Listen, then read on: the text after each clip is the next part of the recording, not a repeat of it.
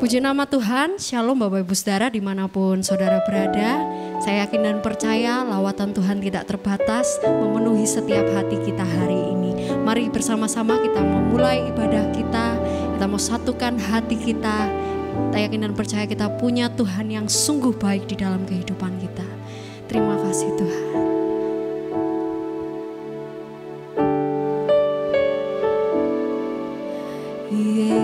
Yesus, Kau sungguh baik. Yesus, namamu indah. Yesus, ku cinta Kau selalu. Ku tinggikan, ku agungkan selamanya. Yesus, Kau sungguh baik. Yesus, namamu indah. Yesus, ku cinta Kau selalu. Ku tinggikan, ku agungkan selamanya. Ku mau memujimu, ku selalu pujimu. Ku mau menyembahmu, ku selalu sembahmu.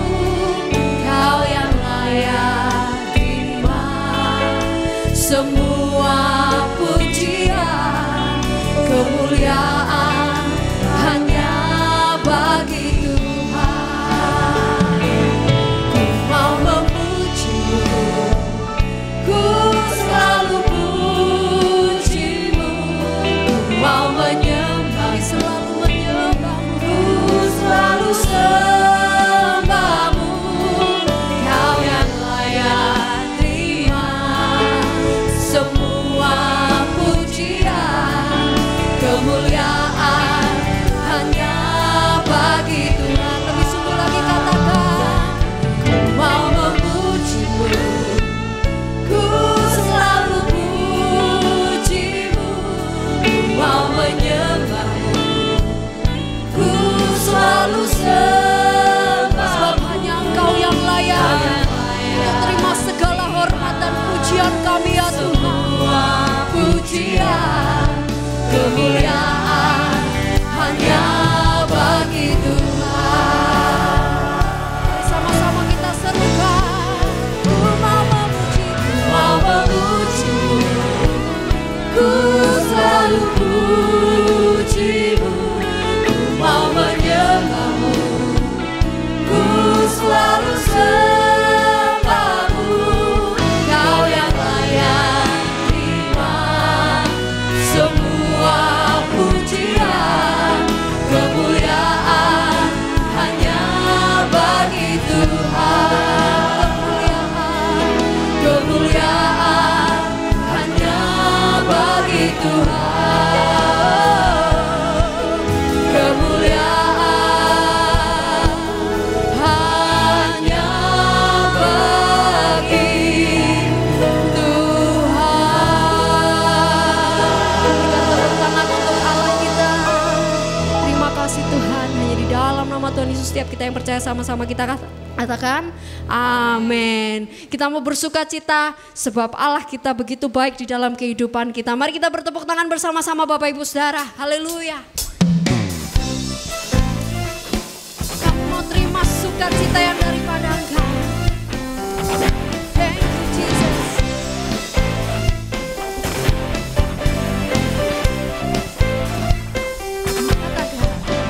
Ku terima sukacita surga, itulah kekuatan bagi jiwa. Ku dapat rasakan kasih-Nya di tengah badai yang bergelora. Ku terima sukacita surga, itulah kekuatan bagi jiwa. Ku dapat saksikan kuasa-Nya, taklukkan badai yang bergelora. Haleluya.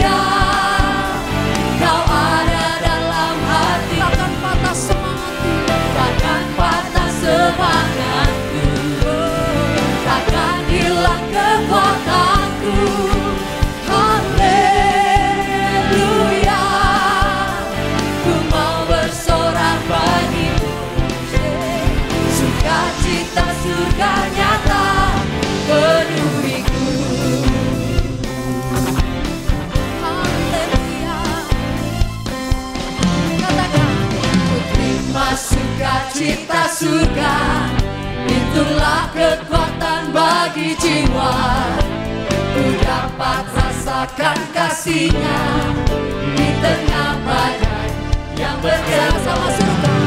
Ku terima sukacita surga, itulah kekuatan bagi jiwa.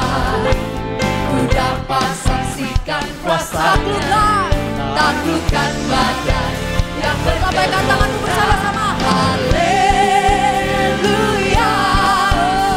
Kau ada dalam hatiku, takkan patah semangatku, takkan hilang kekuatanku. Haleluya,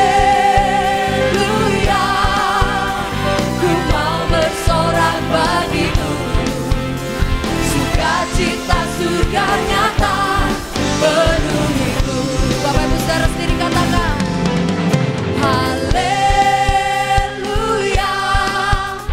Kau ada dalam hatiku, takkan patah semangatku, takkan hilang kekuatanku.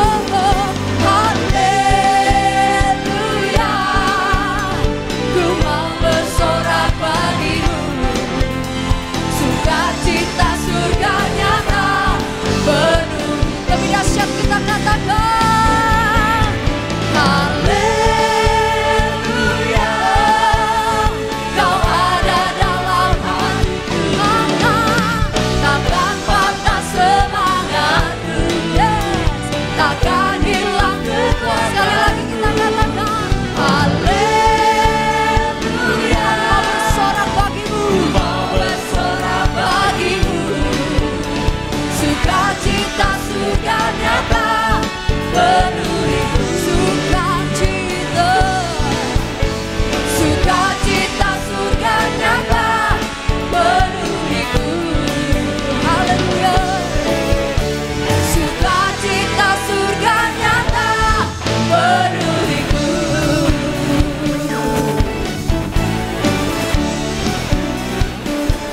Berikan sorak-sorai bagi Allah kita. Haleluya. Berapa banyak Bapak Ibu Saudara yang penuh sukacita? Sekali lagi berikan tepuk tangan yang paling meriah bagi Allah kita. Sukacita kami penuh Tuhan di dalam Engkau. Haleluya. Semuanya bertepuk tangan bersorak-sorai bagi Allah kita.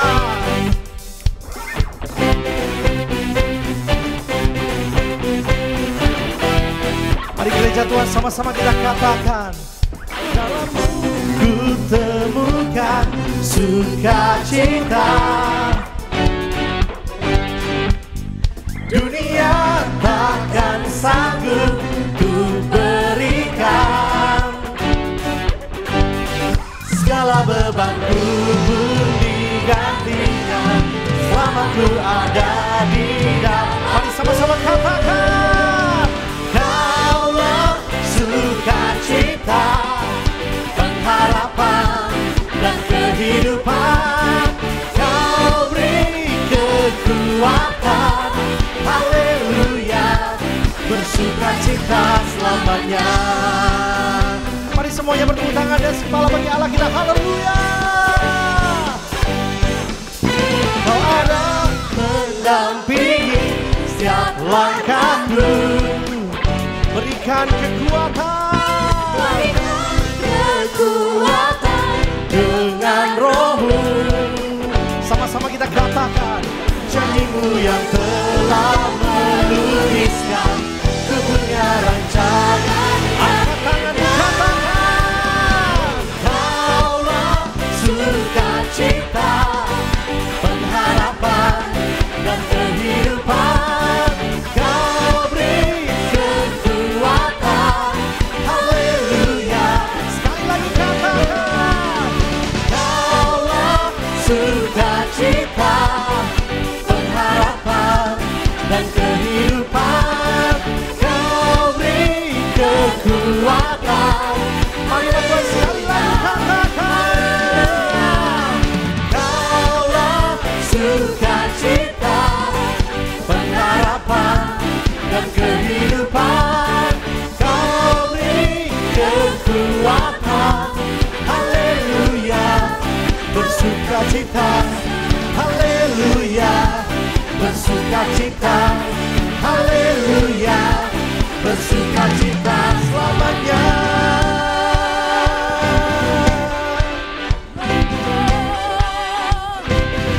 Mari yang percaya berikan tepuk tangan sorak-sorai yang paling meriah bagi Allah kita, haleluya. Yang percaya Tuhan Yesus baik katakan yes. Yang percaya Tuhan Yesus baik katakan yes. Tepuk tangan sorak-sorai sekali lagi bagi Allah kita. You are so good to me. Kasih setia Tuhan untuk selama-lamanya. Umat Tuhan katakan tiada berkesudahan. Kasih setiamu Tuhan, selalu baru rahmat-Mu bagiku. Hari berganti hari, tetap kulihat kasih-Mu, tak pernah berakhir di hidup. Angkat jempolnya sama-sama kita katakan, Tuhan Yesus baik, sungguh amat baik, untuk selama-lamanya. Tuhan Yesus baik, Tuhan Yesus baik, sungguh amat baik, untuk selama-lamanya. Tuhan Yesus baik.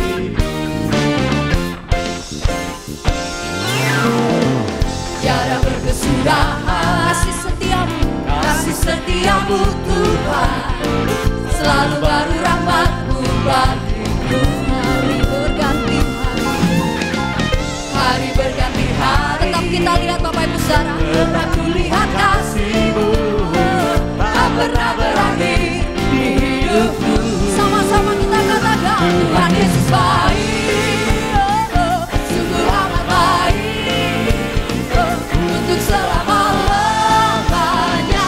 Tuhan Yesus baik, Tuhan Yesus baik, Tuhan Yesus baik, sungguh amat baik, untuk selama-lamanya. Tuhan Yesus baik. Bapak Ibu Saudara sendiri katakan, Tuhan Yesus baik. Sambil angkat kedua jempol kita tinggi-tinggi Bapak Ibu Saudara. Dia sungguh amat baik, untuk selama-lamanya. Tuhan Yesus baik. Sekali lagi katakan, Tuhan Yesus baik, sungguh amat baik, untuk selama-lamanya. Tuhan Yesus baik, untuk selama-lamanya, untuk selama-lamanya.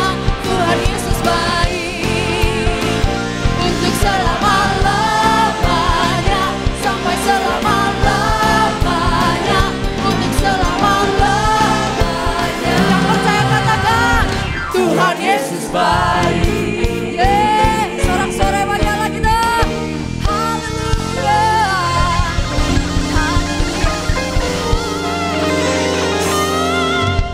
Puji nama Tuhan, kita mau siapkan hati kita untuk doa bagi bangsa dan negara. Mari kita berdoa. Bapa, kami mengucap syukur jika hari ini kami sekali lagi boleh menghadap kehadirat-Mu yang kudus. Biar Engkau sendiri akan tetap kuduskan setiap kami di dalam pikiran kami, ucapan kami maupun tindakan kami. Terima kasih Bapa jika usaha pemerintah untuk mengatasi pandemi COVID-19 mulai berjalan dengan baik dan new normal mulai diberlakukan, tetapi ajar setiap kami untuk tetap mematuhi protokol kesehatan dari pemerintah. Karena berhasil tidaknya protokol ini karena kesadaran masyarakat. Oleh sebab itu Tuhan, sebagai umat-Mu yang membangun kesejahteraan kota di mana kami Engkau tempatkan, biarlah kami sungguh-sungguh tetap berharap kepada Engkau melakukan disiplin diri dan lingkungan kami, sehingga COVID-19 cepat bisa dihalau dari tanah air dan kembali ekonomi boleh bangkit. Terima kasih Bapa, kami juga berdoa untuk setiap jemaat-Mu yang terdampak, apakah secara ekonomi, secara sosial, maupun secara spiritual. Biarlah Engkau sendiri yang memberi penghiburan, sukacita sejati itu datangnya dari Engkau. Hanya di dalam nama Tuhan Yesus kami berdoa dan mengucap syukur. Amin. Mari gereja Tuhan, kita siapkan hati kita untuk kebenaran firman Tuhan.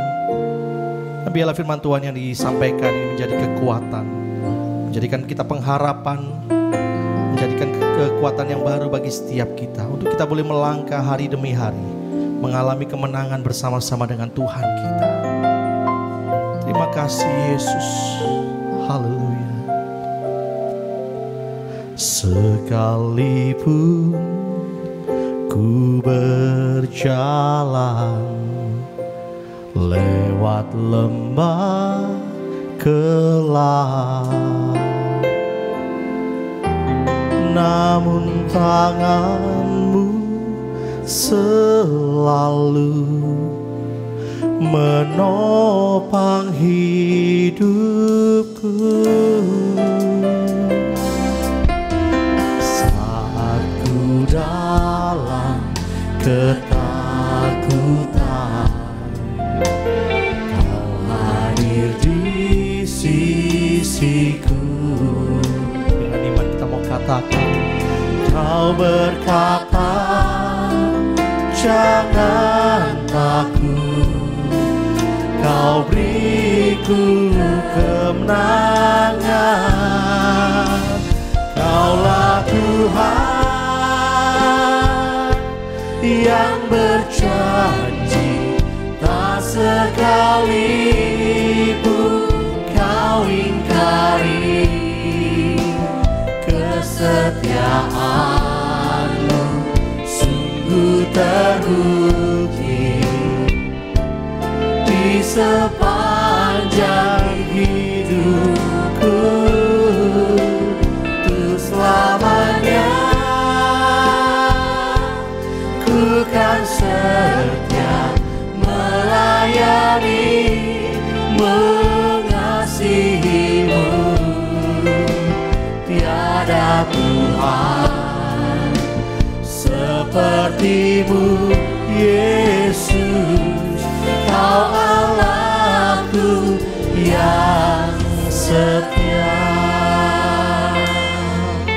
Mari gereja Tuhan dengan segenap hati sekali lagi katakan, sekalipun Ku berjalan, sekalipun kami harus berjalan lewati lembah yang kelam sekalipun, Tuhan, satu hal yang kami percayai, Engkau selalu beserta dengan kami.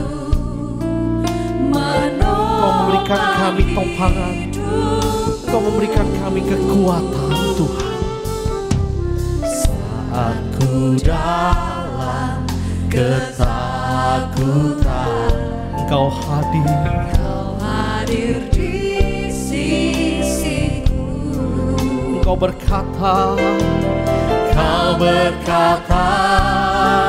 jangan takut, Kau beriku kemenangan. Sama-sama katakan, Kaulah Tuhan yang berjanji, tak sekalipun Kau ingkari kesetiaan-Mu. Sungguh terbukti di sepanjang hidupku. Angkat suaramu, sama-sama katakan,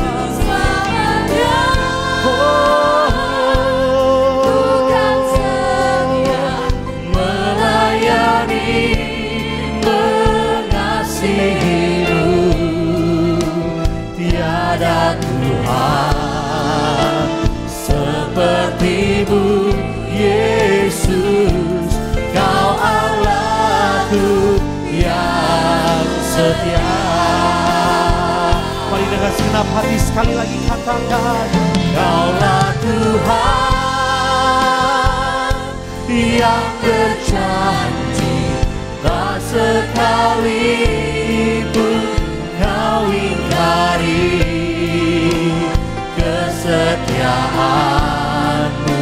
Sungguh terbukti, kesetiaan-Mu terbukti, Tuhan. Untuk selamanya ku kan setia melayani, mengasihi-Mu. Tiada Tuhan seperti-Mu, seperti-Mu, Yesus. Kau Allahku Katakan tiada Tuhan, tiada Tuhan seperti-Mu Yesus. Kau Allahku yang setia.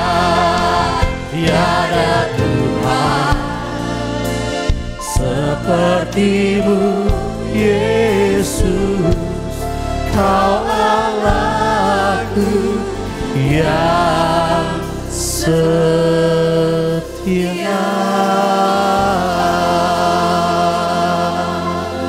Haleluya. Mari biarlah pada hari ini setiap pribadi lepas pribadi angkat suaramu sembah. Tuhan hadir dimanapun Anda berada saat ini. Mari rasakan kehadiran Tuhan. Mari rasakan lawatan Tuhan melawat setiap Bapak Ibu Saudara. Mari angkat suaramu sembah Tuhan, sembah Yesus. Haleluya.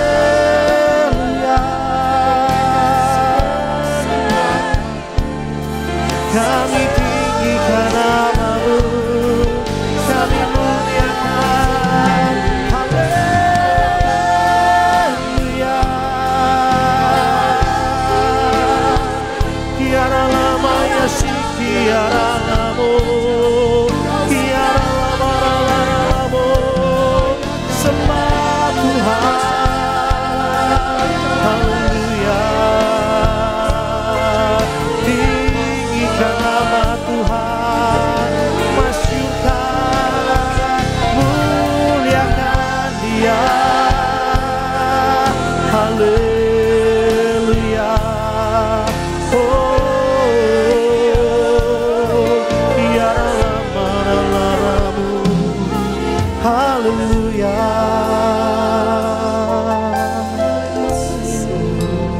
Mari bawa hatimu melekat kepada Tuhan. Bawa hatimu semakin hari semakin mengasihi Tuhan.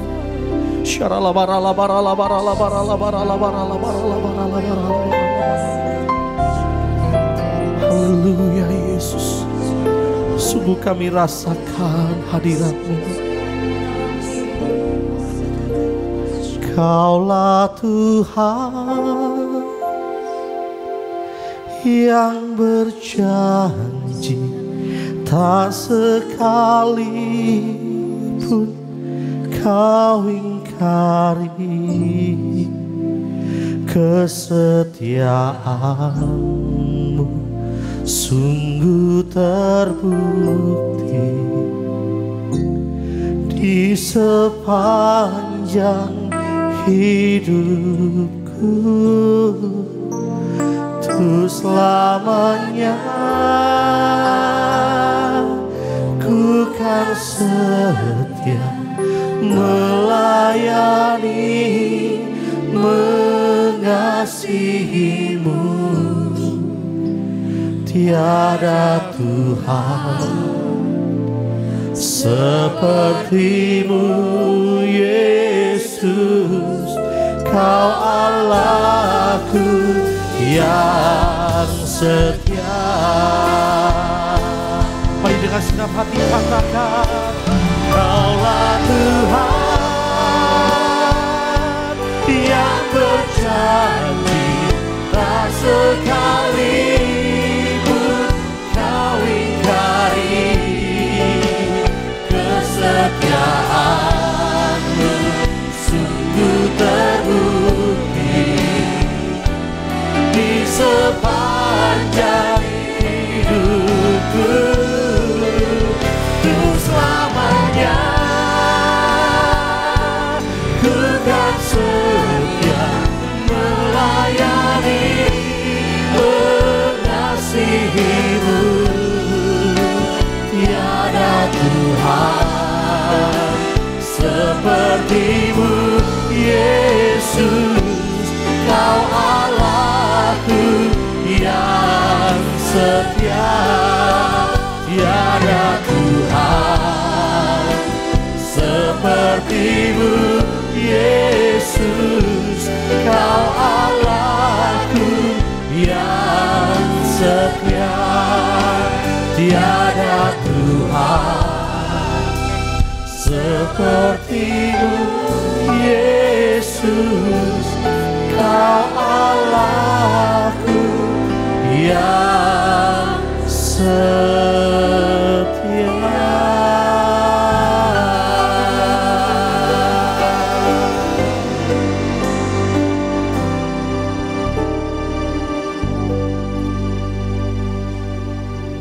Kita berdoa.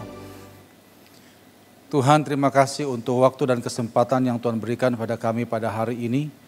Sebentar kami akan dengarkan nasihat firman-Mu. Biarlah kebenaran firman Tuhan akan menuntun kami, memimpin kami dalam kehidupan ini sehingga jalan kami boleh terang, tertuntun oleh kebenaran firman Tuhan.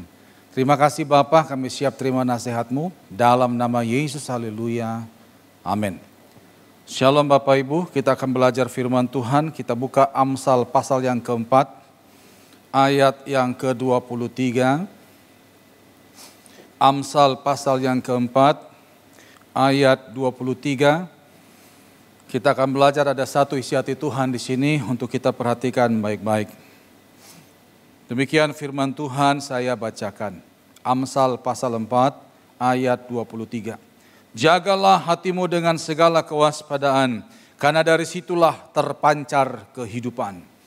Jagalah hatimu dengan segala kewaspadaan, karena dari situlah terpancar kehidupan. Saudara, kita sering mendengarkan nasihat dari teman-teman kita atau dari orang lain. Mereka berkata, Pak, Bu, jaga hati, jaga hati. Nasihat seperti itu seringkali kita terima pada waktu mungkin kita lagi ada masalah, lagi galau, lagi emosi. Dan saudara, dan ternyata nasihat itu betul adanya. Karena Alkitab pun juga mendukung agar kita menjaga hati. Bahkan Alkitab pun memberikan penekanan yang tegas dan keras. Kita menjaga hati bukan ala kadarnya, tapi dengan segala kewaspadaan.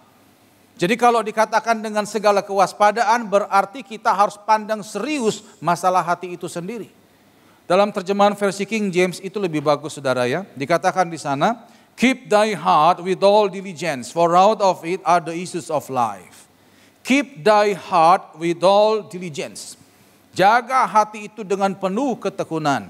For out of it are the issues of life. Karena dari situlah akan muncul banyak persoalan hidup. Jadi rupanya kalau kita nggak menjaga hati, kita akan masuk ke dalam banyak persoalan hidup dan rumit yang akan mencelakakan kita sendiri. Nah, sekarang yang jadi pertanyaan, kenapa kita harus menjaga hati? Ada apa rupanya di balik hati itu? Contoh saudara di Alkitab, saudara kan bisa tahu banyak anak-anak Tuhan yang dari sisi skill, dari sisi hal-hal biasa, dia luar biasa sebenarnya, tapi tidak jaga hati, akhirnya hancur. Yang pertama itu adalah Salomo. Salomo kurang apa? Dia hikmatnya luar biasa, tidak tertandingi sampai hari ini. Tapi hatinya lemah pada waktu dia berurusan dengan istri-istrinya itu. Saudara baca nanti dalam 1 Raja 11, hatinya tertarik menyembah Allah yang lain. Contoh yang kedua siapa lagi? Simson, punya kelebihan yang luar biasa. Dia ditakdirkan Tuhan menjadi nasir Allah, kekuatannya luar biasa. Tapi hatinya lemah terhadap Delilah, hancur dia. Jadi jangan anggap enteng masalah hati Bapak Ibu. Karena hati akan menentukan saudara diberkati atau tidak. Makanya betul Alkitab katakan, jagalah hati dengan segala kewaspadaan. Nah, hari ini kita akan belajar kenapa kita harus menjaga hati. Ada apa rupanya di balik hati itu sehingga akhirnya kita harus mesti menjaga ekstra hati-hati. Saya temukan ada 6 dampak dari hati di dalam hidup kita. Yang pertama, buka Amsal 24 ayat yang ke-10.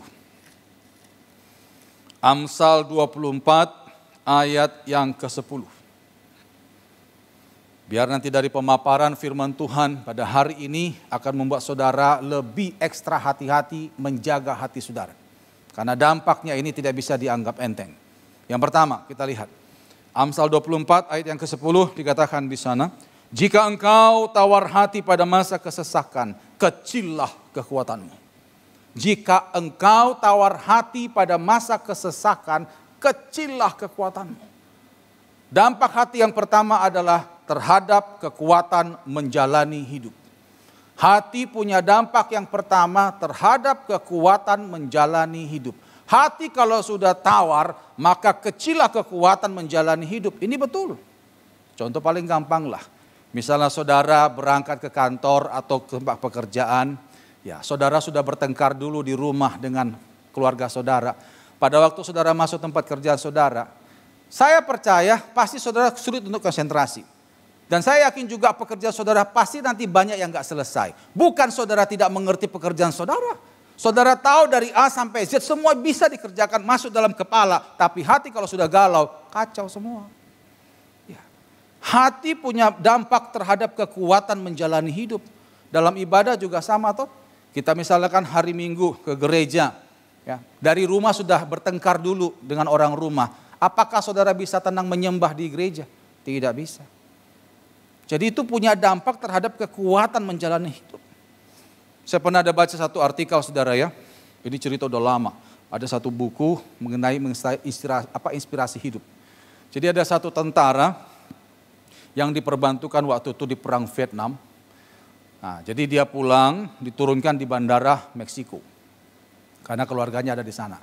Nah cuman dia tidak langsung pulang. Dia di bandara itu telepon orang tuanya. Nah keluarganya senang karena si anak berkata, "Pak, aku selamat." Jadi ditelepon pakai teleponnya bandara di sana. Akhirnya si bapak bilang, "Nak, segeralah pulang. Kami senang mendengar kabar kamu selamat. Soalnya kami juga dengar kabar banyak yang gugur." Si anak menjawab, "Iya Pak, aku akan pulang. Tapi aku ini bawa teman. Nah, temanku ini nggak ada keluarganya di sini. Kasihan dia Pak, karena tangan kanannya tidak ada dan kaki kirinya tidak ada, kena mortir. Dia tidak ada punya saudara dan aku ingin dia bisa ikut bersama dengan kita. Kira-kira menurut Bapak bagaimana?" Bapaknya lama menjawab di telepon itu saudara. Sampai si anak panggil-panggil, "Halo, halo, ya Bapak." Akhirnya si bapak menjawab, "Gini nak ya, kita kalau ngurus orang cacat itu susah. Coba suruh dia cari tempat yang lain aja lah, siapa tahu mungkin di kota ini ada teman-temannya." Si anaknya ngotot, "Nggak ada Pak, cuman aku temannya satu-satunya. Masa aku tega-tegakan dia sendiri di sini Pak? Biarlah dia ikut kita." Si bapak ngotot lagi, "Sudahlah nak, segeralah pulang, itu kan orang lain. Sekarang kau pikirkan mamamu nunggu kamu di sini." Si anak nggak banyak ngomong, langsung dimatikan tuh telepon. Putus hubungan. 4 hari kemudian saudara, kepolisian bandara Meksiko mendatangi rumah si orang tua daripada si tentara itu. Diminta untuk datang ke bandara. Karena ternyata dilaporkan anaknya itu bunuh diri lompat dari hotel bandara itu. Dari lantai atas. Si bapak heran. Kenapa kok bisa bunuh diri anaknya? Akhirnya mereka menuju ke tempat TKP saudara ya. Begitu dibuka itu kantong jenazah. Si bapak kaget karena ternyata anaknya tidak ada tangan kanannya dan tidak ada kaki kirinya. Jadi rupanya si anak itu waktu cerita di telepon tentang temannya yang cacat itu, dialah sebenarnya orang itu. Nah kenapa si tentara ini tidak menceritakan terang-terangan tentang keadaannya? Kenapa dia ngambil ilustrasi temannya? Karena dia lagi bergumul tentang dirinya. Hatinya lagi kacau karena dia berangkat ganteng tegap. Ya, cakep saudara, pulang dengan kondisi cacat banyak kelemahan. Dia lagi berkecamuk dengan dirinya. Apakah nanti ada orang bisa terima aku? Nanti kalau aku pulang aku bisa kerja apa dengan kondisi seperti ini? Ya. Dalam kondisi dia belum bisa menerima kenyataan dirinya. Bapaknya berkata, "Nak, kita ngurus orang cacat itu susah." Itu seperti pedang nancap di sini saudara. Itu yang membuat akhirnya anak ini tidak ada lagi semangat menjalani hidup. Bunuh diri dia.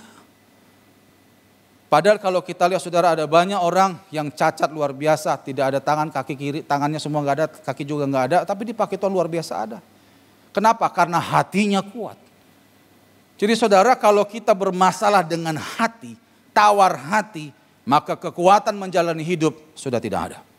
Jangan anggap enteng masalah hati. Ini yang pertama. Dampak hati yang pertama terhadap hidup adalah terhadap kekuatan menjalani hidup. Yang kedua, hati punya dampak terhadap cara pandang kita. Terhadap cara pandang kita.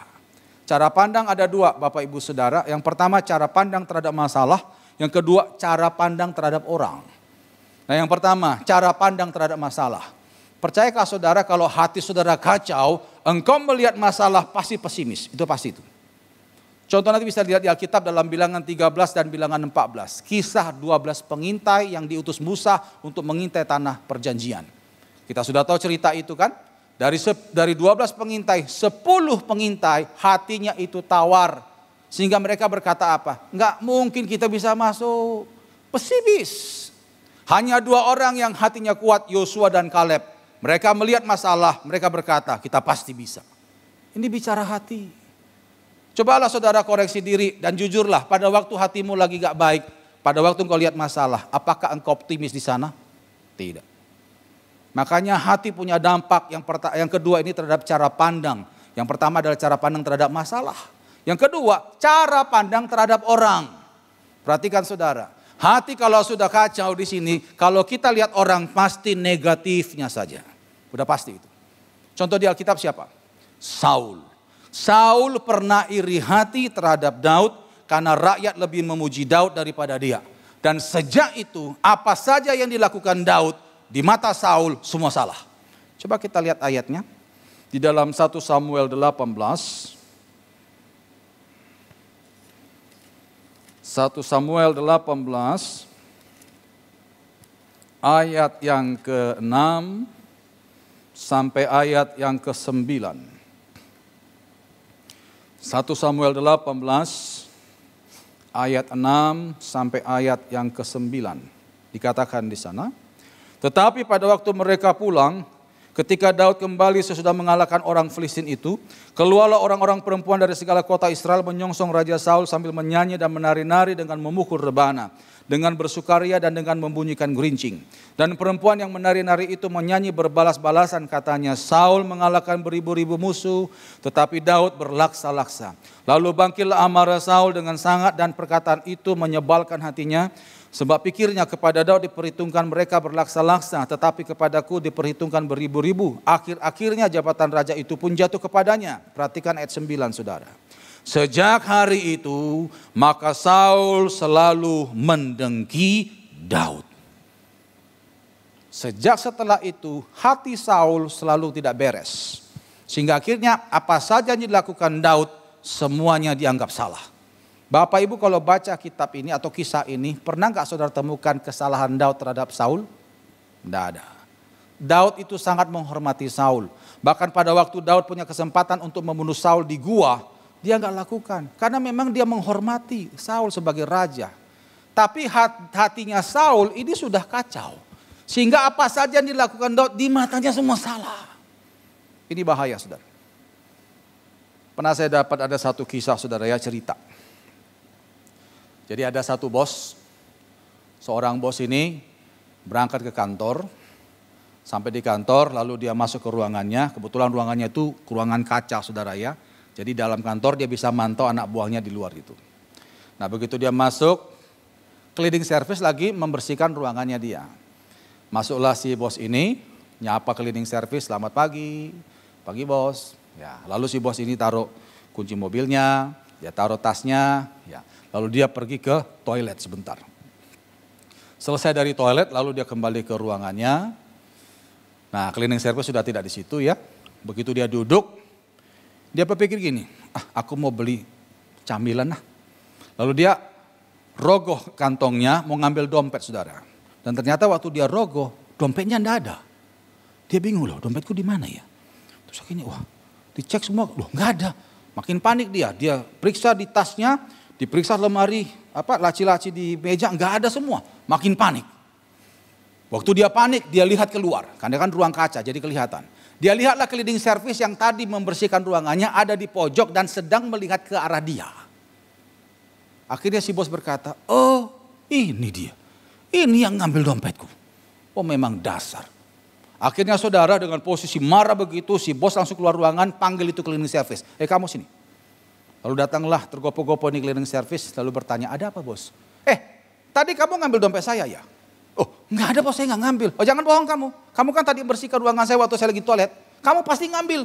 Memang dasar maling kamu. Karena suara si bos meninggi, akhirnya karyawan semua datang. Mereka tanya, ada apa bos, ada apa? Si bos berkata, ini loh maling gak ngaku. Saya tadi ke toilet dia ngambil dompet saya. Si cleaning service kasihan sampai bersumpah-sumpah. Sumpah enggak ada ngambil.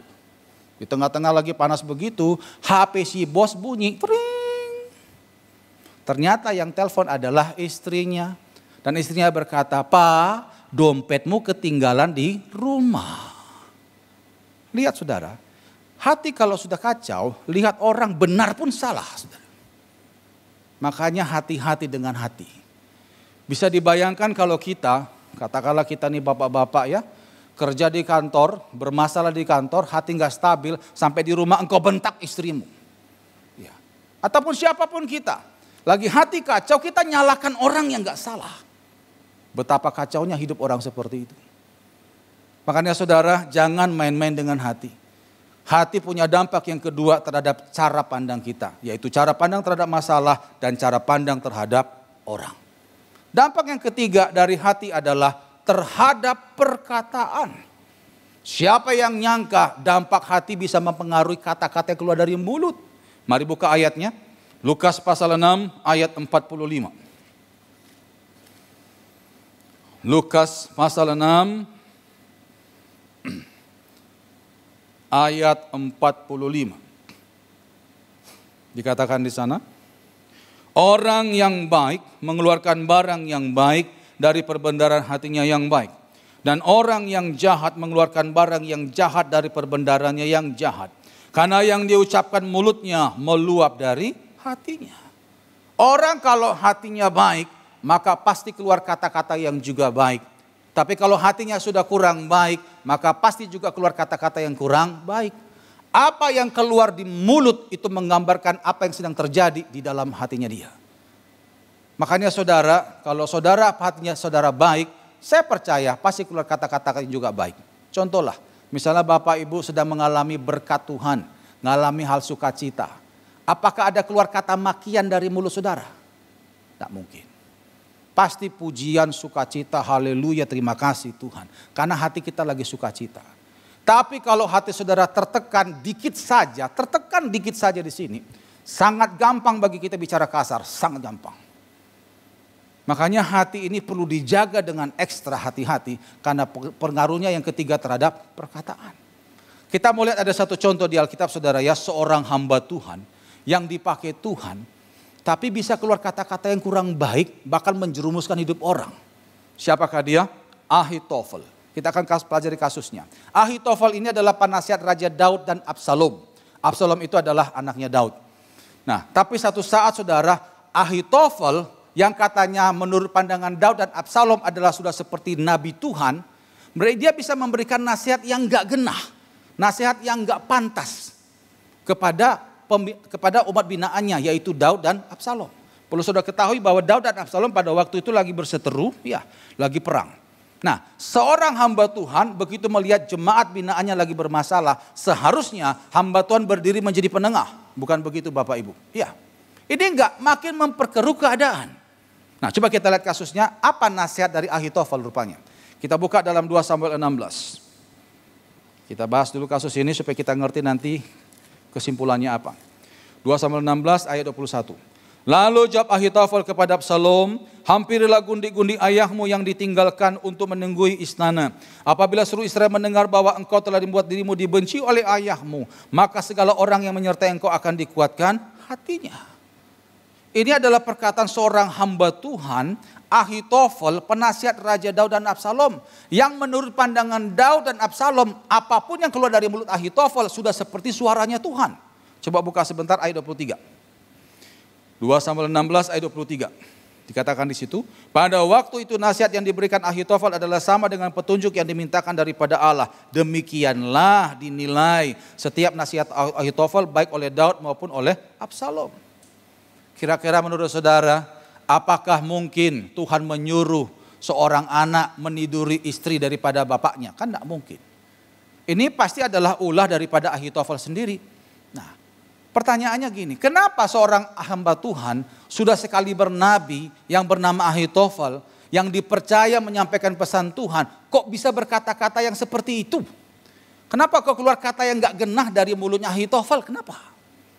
Ternyata dia pernah sakit hati, karena cucunya pernah diperkosa oleh Daud, yaitu Batseba. Mari buka dalam 2 Samuel 11. Para teolog menyimpulkan inilah penyebabnya. 2 Samuel 11 ayat yang ke-3. 2 Samuel 11 ayat yang ke-3 dikatakan di sana. Lalu Daud menyuruh orang bertanya tentang perempuan itu dan orang berkata, itu adalah Batseba binti Eliam, istri Uria orang Het itu. Jadi Batseba binti Eliam. Binti menandakan dia dari anak dari siapa. Jadi kalau Batseba binti Eliam berarti Batseba anaknya Eliam. Nah sekarang apa hubungannya dengan Ahitofel? Buka 2 Samuel 23. 2 Samuel 23 ayat yang ke-34. 2 Samuel 23 ayat 34. Tadi kita sudah tahu informasi bahwa Batseba anaknya Eliam. Nah sekarang kita lihat yang kedua informasinya. 2 Samuel 23, 34. Elifelet anak Ahasbai orang Maaka. Eliam anak Ahitofel orang Gilo. Jadi Batseba anaknya Eliam, Eliam anaknya Ahitofel. Disimpulkan Batseba cucunya Ahitofel. Para teolog menyimpulkan inilah penyebab kenapa seorang hamba Tuhan seperti Ahitofel mengeluarkan kata-kata yang tidak benar, yang tidak pantas kepada umat binaannya. Karena dia ada bermasalah dengan hati. Puncaknya coba buka 2 Samuel 17. Sini makin kelihatan bagaimana sakit hatinya Ahitofel. 2 Samuel 17 ayat yang ke-23. 2 Samuel 17 ayat 23.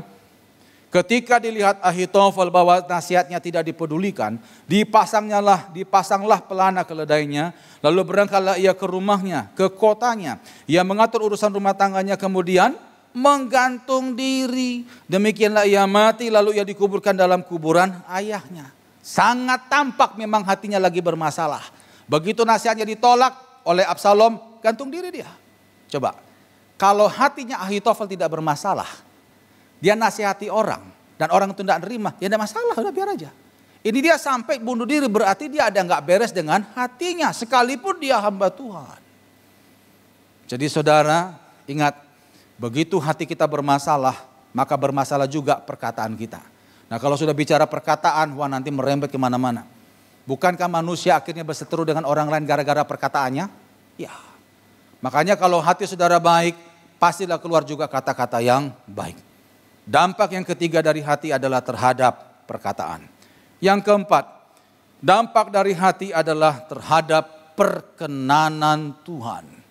Mari buka di dalam Matius 5 ayat yang ke-8. Ini penting. Matius pasal 5 ayat yang ke-8. Demikian firman Tuhan. Berbahagialah orang yang suci hatinya, karena mereka akan melihat Allah. Berbahagialah orang yang suci hatinya, karena mereka akan melihat Allah. Melihat Allah di sini dalam artian kita bisa mengalami kemuliaan Tuhan. Saudara bisa bayangkan ya, hati punya dampak terhadap kekuatan sorga. Itu luar biasa. Bapak Ibu saya mau tanya. Apa hal yang utama yang kita harus dapatkan dalam ibadah? Apa hal utama yang harus kita dapatkan dalam ibadah? Baik ibadah di gereja maupun juga ibadah pribadi di rumah. Apa kira-kira? Hanya satu saudara. Perkenanan Tuhan. Ya, bukan bicara berkat, tidak. Perkenanan Tuhan. Kalau perkenanan Tuhan ada atasmu, maka apa saja yang kau kerjakan Tuhan buat akan berhasil. Dan ternyata perkenanan Tuhan itu ada kaitannya dengan kondisi hatimu. Kalau hatimu bersih, maka perkenanan Tuhan akan turun atasmu dan engkau pasti akan luar biasa dipakai Tuhan. Tapi kalau hati kita tidak bersih, maka apa saja yang kau doakan, engkau ibadah bagaimanapun caranya, perkenanan Tuhan tidak ada di sana. Saudara, salah satu bentuk perkenanan Tuhan apa Bapak Ibu? Salah satunya adalah doamu dijawab. Itu bentuk perkenanan Tuhan. Dan ternyata saudara, doa itu dijawab atau tidak ada urusannya dengan hati. Saya temukan ada dua kondisi hati yang membuat Tuhan tidak berkenan dan tidak menjawab doa kita. Yang pertama, mari buka Mazmur 66 ayat 18. Mazmur 66 ayat 18. Ada dua kondisi hati yang membuat Tuhan tidak menjawab doa kita. Mazmur 66 ayat 18 dikatakan di sana, seandainya ada niat jahat dalam hatiku, tentulah Tuhan tidak mau mendengar. Kalau ada niat jahat dalam hatiku, doa kita tidak nyampe. Ya. Saudara jangan main-main dengan hati. Saya di bagian konseling pelepasan, jadi saya banyak nangani kasus saudara ya. Mereka yang sakit hati, mereka jauh dari pertolongan Tuhan. Salah satu kasus pernah kita tangani, ada seorang ibu. Dia itu ada sedikit masalah tiroid di lehernya saudara, benjolan. Dia harusnya operasi. Saya waktu itu langsung dengar kesaksian dari dia karena habis pelepasan. Berapa bulan kemudian saya datang ke rumahnya untuk ngurapi rumahnya saudara. Jadi dia bilang, puji Tuhan Pak, akhirnya saya nggak jadi operasi. Jadi rupanya pada waktu pelepasan, kita menyuruh untuk dia ngaku dosa apa saja, lebih-lebih kepahitan.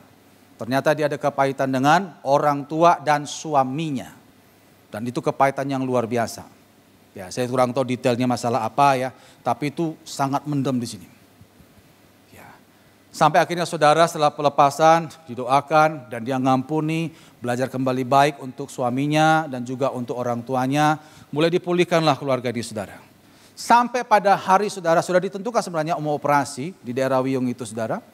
Pas mau operasi waktu diperiksa benjolannya sudah tidak ada. Makanya dia minta saya untuk ngurapi rumahnya sekaligus ucapan syukur di rumahnya itu saudara. Pertanyaannya, bukankah sebelumnya dia sudah banyak doa? Banyak doa. Dia doa, dia pelayanan, tapi tidak ada pemberesan hati. Dia nggak bisa ngampuni orang tua, nggak bisa ngampuni suami. Akhirnya itu penyakit masih bercokol di situ. Tuhan tidak berkenan atas doanya dia. Tapi begitu dia mengampuni, Tuhan berkenan, Tuhan sembuhkan. Bayangkan saudara ya, ini masalah hati. Itu yang pertama, sakit hati. Kalau kita sakit hati, doa nggak didengar. Terus yang kedua, kondisi dari hati yang membuat Tuhan tidak berkenan adalah bimbang hati. Mari buka Yakobus 1 ayat 6 sampai 7.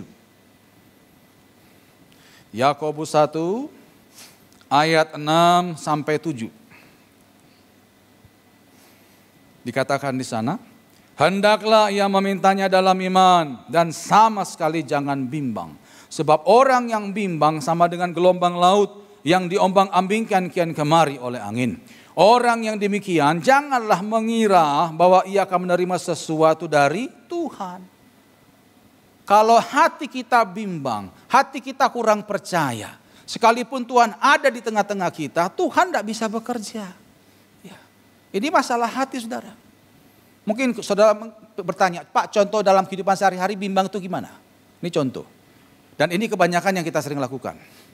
Setelah kita doa, ya waktu kita doa kita sudah serahkan persoalan kita kepada Tuhan. Waktu doa kita mantap, Tuhan semua masalahku kuserahkan dalam tangan-Mu dalam nama Yesus, amin. Tapi setelah doa kita masih mengeluhkan lagi apa yang kita doakan.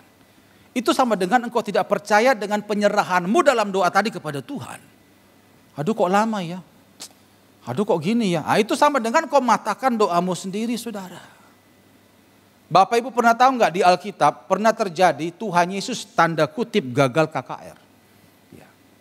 Tuhan datang ke kampungnya Nazaret, Tuhan sendiri yang tumpang tangan, Tuhan sendiri yang doakan orang-orang sakit. Ternyata yang sakit yang sembuh itu sedikit. Ini bukan karena Tuhan tidak punya kuasa, tapi mereka hatinya kurang percaya. Saudara tahu ayatnya di mana itu? Buka Matius 13 ayat 58. Matius 13 ayat 58. Dikatakan di sana, dan karena ketidakpercayaan mereka tidak banyak mujizat diadakannya di situ. Selama ini kita berpikir kalau Tuhan sudah hadir di satu tempat, maka tempat itu akan mengalami lawatan Tuhan. Ternyata tidak juga. Tergantung dari iman orang yang ada di tempat itu. Kalau imannya sungguh-sungguh, imannya mantap, tidak ragu, tidak bimbang, maka dia akan diberkati. Tapi kalau hatinya bimbang, ragu, tidak percaya atau kurang percaya, maka mujizat tidak akan pernah terjadi. Ini bicara hati Bapak Ibu. Dibayangkan dampak hati itu luar biasa, tidak bisa dianggap enteng. Karena ternyata dampak yang keempat dari hati adalah terhadap perkenanan Tuhan. Tuhan berkenan atas hidupmu bukan karena masalah engkau tahu banyak lagu rohani, tidak. Tuhan berkenan atas hidupmu bukan karena masalah teologiamu, tidak. Tapi hatimu. Barang siapa yang suci hatinya, dia akan melihat kemuliaan Allah. Itu yang keempat. Yang kelima, dampak dari hati yang saya temukan adalah terhadap kesehatan. Ini penting. Hati kalau kacau atau hati lagi kurang baik, itu ternyata berdampak kepada kesehatan tubuh kita. Ya. Mari buka ayatnya Mazmur 31. Mazmur 31 ayat 10 sampai ayat yang ke-11. Mazmur 31 ayat 10 sampai 11.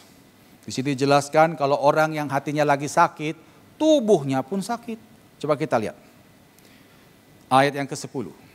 Kasihanilah aku ya Tuhan sebab aku merasa sesak. Karena apa saudara? Sakit hati, mengidaplah mataku, meranalah jiwa dan tubuhku, sebab hidupku habis dalam duka, dan tahun-tahun umurku dalam keluh kesah. Kekuatanku merosot karena sengsaraku dan tulang-tulangku menjadi lemah. Begitu kita sakit hati, Alkitab katakan ada 3 penyakit yang pasti bersarang dalam tubuh orang itu. Dan ini diakui medis. Yang pertama apa? Sesak napas. Yang kedua sakit matanya. Lalu yang ketiga sakit tulangnya. Ini betul. Hati kacau, tubuh pun juga terganggu kesehatan. Tapi sebaliknya kalau hati saudara sukacita, hati saudara gembira, maka itu adalah obat yang manjur. Buka Amsal 17 ayat 22. Amsal 17 ayat 22. Dikatakan di sana, hati yang gembira adalah obat yang manjur. Jadi bukan sekedar obat, tapi obat yang hebat. Tetapi semangat yang patah mengeringkan tulang. Hati yang gembira adalah obat yang manjur. Kesaksian dikit saudara. Saya pernah doakan ada satu bapak, ini di luar kota. Maaf Bapak Ibu, kadang-kadang saya angkat kasus. Kita memang ada etika dalam khotbah, kita tidak boleh ceritakan nama. Tapi kalau kasus boleh diangkat, karena bisa berkaitan dengan banyak orang. Nah, bapak ini kankernya sudah stadium akhir saudara ya. Jadi istrinya minta saya supaya datang ke rumah habis khotbah di gereja itu untuk doakan. Sampailah di rumah bapak itu saudara. Sebelumnya saya kenal bapak ini memang orangnya tinggi ya. Terus gagah gitu ya. Tapi waktu saya lihat itu kasihan. Tinggal tulang sama kulit saudara. Lemah sekali. Lalu akhirnya dia cerita. Dia bilang begini. Pak Nason, sebenarnya saya ini sudah seharusnya sembuh 2-3 bulan lalu Pak. Ya. Karena saya sudah menjalani kemo ini dari berapa bulan lalu. Nah saya waktu menjalani kemo dan semua proses medis itu, saya lewati dengan sukacita, saya memuji Tuhan, tidak ada ganjalan apapun. Saya sangat bergantung pada Tuhan supaya Tuhan memberkati semua tindakan medis yang saya lewati. Dan betul, dokter melihat, ya biasanya orang seperti ini kemonya beberapa kali gitu saudara ya, katakanlah mungkin 6 kali lah begitu ya. Nah bapak ini hanya 2 kali kemo, hasilnya sudah bagus sekali saudara. Jadi skala persentase yang dicapai bapak ini sudah hampir 90%. Jadi dokter berkata, wah ntar lagi pulih sudah, segera banyak perubahan. Ya apalagi bapak ini bawaannya sukacita, dia banyak menyembah Tuhan, doa, luar biasa lah. Nah ternyata dengan sikap sukacita seperti itu, hatinya tidak ada ganjalan, itu membuat tindakan medis, obat-obat yang digunakan itu bekerja dengan sangat maksimal.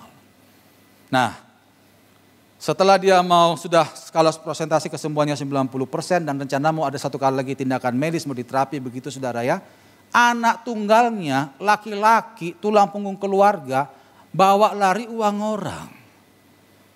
Ya. Dan anak ini nggak tahu kemana rimbanya sampai jadi buronan polisi saudara ya, dikejar-kejar orang. Nah orang yang dimakan uangnya oleh si anak ini saudara, mengirimkan ada preman, ada dekolektor ke rumah si bapak ini. Karena di rumah si anak itu nggak ditemukan itu anak. Nah, akhirnya ke rumah orang tua, gebrak-gebrak rumah. Si bapak jadi stres. Sampai keluarlah perkataan, Aku menyesal punya anak seperti itu. Ya. Kenapa itu anak kok bikin susah aku? Udah keluar kata-kata seperti itu, hatinya kacau, pikiran kacau. Nah sejak itu drop, saudara. Sampai akhirnya begitu sudah drop dibawa ke dokter, dokter heran, ya kok jadi begini? Bukankah beberapa hari lalu sehat luar biasa? Jadi dia minta saya ke rumah itu untuk doakan supaya dia diberikan kekuatan iman. Saya bilang, ya udah Pak, Bapak banyak berdoa, sabarlah. Sampai dia bilang apa saudara? Saya lebih bagus mati aja Pak Nason. Udah gak kuat saya tekanan batin kayak gini. Akhirnya saya cuma doakan aja saudara ya supaya dia diberi kekuatan oleh Tuhan. Setelah itu saya pulang, gak lama gak sampai 2 minggu, Bapak itu meninggal saudara. Dari kasus ini saya belajar saudara ya, begitu hati kita sukacita, hati kita gembira, hati kita memuliakan Tuhan, maka apa saja yang kita lakukan ada perkenanan Tuhan di sana. Bahkan sampai obat dokter pun bisa bekerja maksimal karena metabolisme tubuh kita tuh bagus, tidak ada ganjalan di situ. Tapi begitu hati kita kacau, itu ngerusak yang lain. Makanya saudara, jaga hati saudara baik-baik. Karena dengan engkau menjaga hatimu, engkau sedang menjaga kesehatanmu juga. Itu yang kelima. Yang keenam, yang terakhir, dampak dari hati adalah terhadap kehancuran maupun kesuksesan hidup seseorang. Hati punya dampak terhadap kehancuran atau kesuksesan hidup. Kok bisa begitu? Iya. Sekarang kita lihat dari sisi kehancuran dulu. Kondisi hati yang bagaimanakah yang membuat kita bisa hancur? Mari buka di dalam Amsal 28 ayat yang ke-14. Amsal 28 ayat yang ke-14.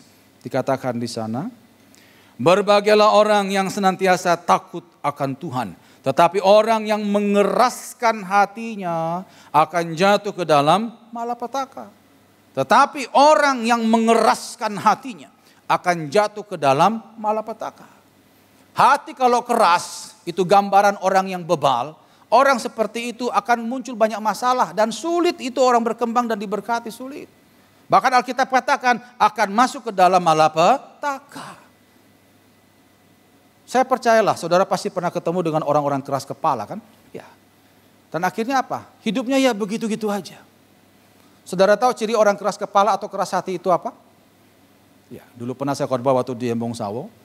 Ada 2 saudara. Yang pertama, sudah tahu tapi nggak mau tahu. Itu keras kepala namanya, keras hati, bebal. Sudah tahu tapi nggak mau tahu. Lalu yang kedua, ciri orang yang keras hati. Tetap melakukan kesalahan yang sama berulang-ulang sekalipun sudah bolak-balik dinasehati. Tetap melakukan kesalahan yang sama berulang-ulang sekalipun sudah bolak-balik dinasehati. Nah, itu keras hati itu. Yang seperti ini susah diberkati, susah hidupnya. Ini bicara hati saudara. Ya kalau saya cerita kasus banyak Bapak Ibu ya, kadang-kadang kita sebagai hamba Tuhan, ya kitanya bisa ngelus dada ya. Karena ada beberapa jemaat yang saya lihat yang pernah kita doakan dari tahun ke tahun ya gitu-gitu aja. Nanti nasihatnya juga ya itu-itu aja. Karena kesalahannya ya itu-itu aja saudara. Mau sampai kapan berubah itu? Ini bicara hati saudara. Nah itu dari sisi kehancuran. Hati bisa membuat hidup orang hancur karena keras. Tapi hati juga bisa membuat orang sukses. Apa itu? Mari buka di dalam Amsal 22 ayat yang keempat. Amsal 22 ayat yang keempat. Dikatakan di sana. Ganjaran kerendahan hati dan takut akan Tuhan adalah kekayaan, kehormatan, dan kehidupan. Ganjaran kerendahan hati dan takut akan Tuhan adalah kekayaan, kehormatan, dan kehidupan. Orang yang rendah hati akan sangat gampang diberkati Tuhan. Saya percaya bukan hanya Tuhan yang suka, kita pun juga suka dengan orang yang rendah hati. Ya, orang rendah hati itu selalu tidak mau menonjolkan diri. Dia selalu berkata bahwa aku dan yang lain sama, kita sama-sama belajar, masing-masing ada kekurangan dan kelebihan, kita saling melengkapi. Itu orang rendah hati. Saya percaya kalau orang rendah hati pasti banyak temannya. Ya. Pada waktu dia susah pasti banyak yang mau nolong. Kenapa? Rendah hati. Ya. Nah ini bicara apa? Hati. Tapi kalau sudah keras hati, itu satu paket biasanya dengan sombong, nggak ada orang menolong. Itu pasti akan membuat orang itu hancur, pasti itu. Jadi mari Bapak Ibu dikasih Tuhan, ingat pengajaran pada hari ini, masalah hati jangan dianggap enteng. Karena begitu engkau bermasalah dengan hatimu, maka ada 6 aspek dalam hidupmu yang terganggu. Yang pertama tadi adalah kekuatan menjalani hidup. Yang kedua, cara pandang. Yang ketiga, perkataan. Yang keempat, perkenanan Tuhan. Yang kelima, kesehatan. Dan yang keenam, kehancuran atau kesuksesan hidup. Saudara jaga hati dengan baik, maka lihat, engkau akan mengalami hal luar biasa di dalam Tuhan. Engkau akan kuat menjalani hidup.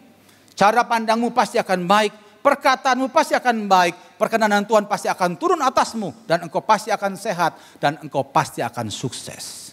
Tapi kalau hati sudah bermasalah, maka hancurlah semua. Ayat yang paling terakhir, mari buka Amsal 4, ayat 23. Amsal 4 ayat 23. Mari Bapak Ibu yang ada di rumah bisa baca bersama dengan saya. Amsal 4 ayat 23. 1, 2, 3. Jagalah hatimu dengan segala kewaspadaan, karena dari situlah terpancar kehidupan. Mulai hari ini jaga hati. Karena dari hatimu akan tampak seperti apa hidupmu. Engkau menjaga hati dengan luar biasa, engkau pun akan dipakai Tuhan luar biasa. Kita berdoa. Tuhan, terima kasih untuk kebenaran firman Tuhan yang singkat dan sederhana pada hari ini. Biarlah ini membekali kami Tuhan, supaya kami boleh menjadi orang-orang yang bijaksana, menjaga hati kami dengan penuh kewaspadaan. Ampuni kami Tuhan jika selama ini kami anggap enteng masalah hati, sehingga akhirnya hal-hal busuk, hal-hal kurang baik kami biarkan tetap berada dalam hati kami. Dan itu akhirnya kami mengerti kenapa kok kami seringkali sakit-sakitan. Cara pandang kami keliru, cara perkataan kami keliru, dan kami sulit kali mengalami lawatan Tuhan. Tuhan ampuni kami. Hari ini kami tahu itu semua karena masalah hati kami Tuhan. Biarlah kebenaran firman-Mu akan terus berbicara dalam hidup kami. Supaya kami sungguh-sungguh menjaga hati kami bersih, kudus di hadapan Engkau ya Tuhan. Terima kasih Bapa. Hamba sudah sampaikan isi hati-Mu. Hamba sangat-sangat terbatas. Hamba serahkan kembali kepada Engkau Allah Roh Kudus yang tidak terbatas. Teruskan firman-Mu ya Tuhan. Sempurnakan penyampaiannya. Meteraikan firman-Mu. Ubahkan kami dan berkati kami. Di dalam nama Yesus. Haleluya, amin. Tuhan Yesus memberkati. Pandemi ini, COVID-19 ini menggoncang semua sektor kehidupan. Ya, kalau digambarkan dalam ilustrasi, tidak peduli kapal besar kalau di laut gelombang itu menerjang. Kapal besar, perusahaan kecil, menengah ke bawah semuanya tergoncang semuanya. Ada sebuah goncangan, sepertinya Tuhan akan membuat kita menyerah supaya kita bisa berserah kepadanya.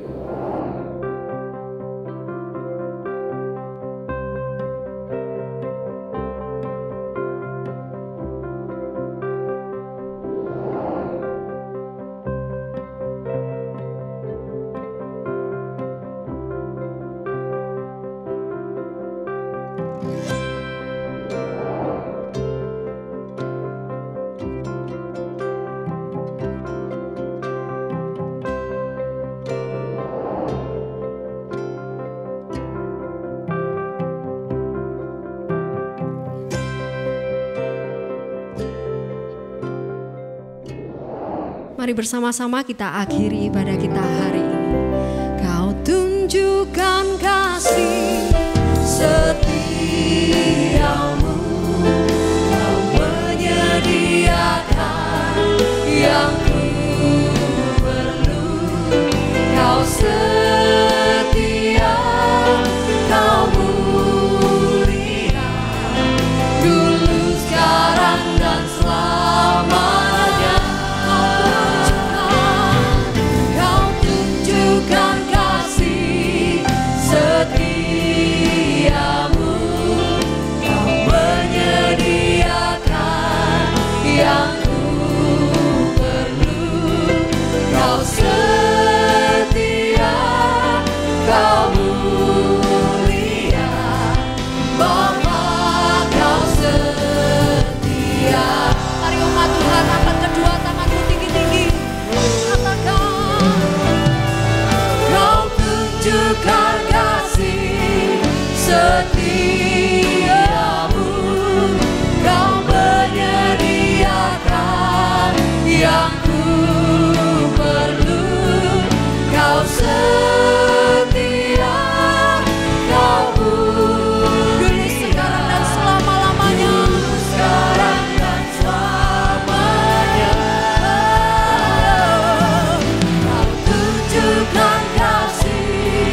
setiamu,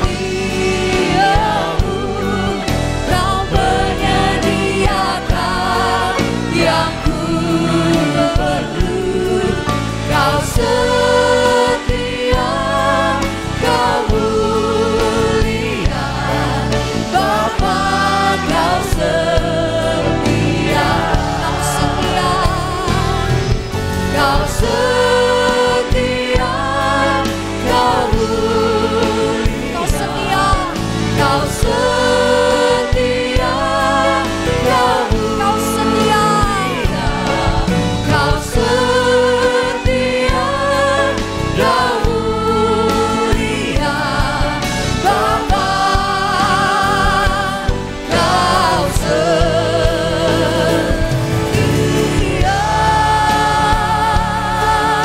Berikan sorak-sorai bagi Allah kita.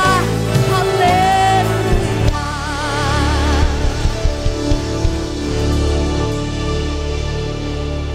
Jemaat Tuhan, sebelum kita berpisah satu dengan yang lain dan kembali kepada aktivitas kita masing-masing, mari kita sungguh-sungguh menguatkan hati kita semua. Kita boleh menjaga kesehatan kita secara jasmani, jiwani, terlebih secara rohani. Mari kita menerima doa berkat dengan penuh iman dan sukacita. Mari kita mengangkat tangan kita dan mengaminkan setiap kata-kata berkat ini. Diberkatilah engkau hai kaum pria, diberkatilah engkau hai kaum wanita, diberkatilah anak-anakmu, diberkatilah seluruh keluargamu, diberkatilah pekerjaanmu, diberkatilah gerejamu, diberkatilah bangsa dan negaramu. Dialah Jehovah Rohi, gembala dalam keluargamu. Dialah Jehovah Jireh, Allah pemberi berkat dalam keluargamu. Dialah Jehovah Shalom, Allah pemberi damai dalam keluargamu. Dialah Jehovah Rafa, Allah penyembuh keluargamu. Dialah Jehovah Cikenu, Allah panji kebenaran keluargamu. Dialah Jehovah Syama, Allah pengawal menyertai keluargamu. Dialah Jehovah Nitsi, Allah panji kemenangan keluargamu. Jemaat Happy Family Center yang Tuhan kasih, pulanglah. Terimalah berkat rahmat dan anugerah dari Allah Bapa di surga, berkat cinta kasih dan pengampunan dosa dari Tuhan Yesus Kristus, berkat pertolongan dan pemulihan dari Roh Kudus, turun menyertai Bapak, Ibu, Saudara sekalian, mulai hari ini sampai Maranatha, Tuhan Yesus datang kembali kali yang kedua. Haleluya. Di dalam nama Tuhan Yesus, kita semua yang percaya berkata, amin. Selamat hari Minggu dan Tuhan Yesus memberkati. Telah kulihat kebaikan-Mu yang tak pernah habis di hidupku. Ku berjuang sampai akhirnya Kau dapati aku tetap setia. Telah kulihat kebaikan-Mu yang tak pernah habis di hidupku. Ku berjuang sampai akhirnya Kau dapati aku tetap setia. Kau dapati aku tetap setia. Kau dapati aku tetap setia.